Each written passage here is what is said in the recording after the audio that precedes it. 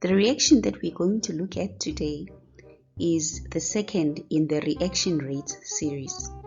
We're going to be looking at what happens to the rate of the reaction when you change the concentration of the reactants.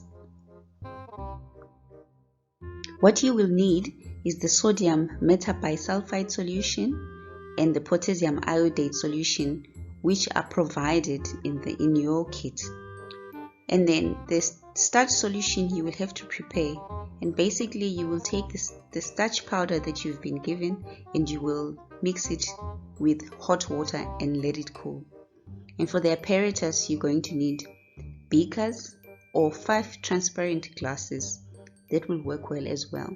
You will need your measuring cylinder and the pasture pipette. Let's get into it.